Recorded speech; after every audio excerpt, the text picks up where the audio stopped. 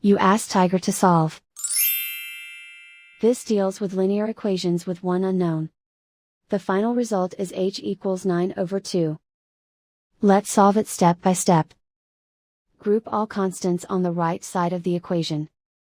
Add 6 to both sides. Simplify the arithmetic.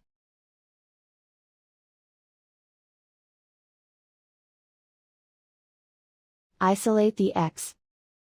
Divide both sides by 4. Simplify the fraction. Find the greatest common factor of the numerator and denominator. Factor out and cancel the greatest common factor. And so the final result is h equals 9/2.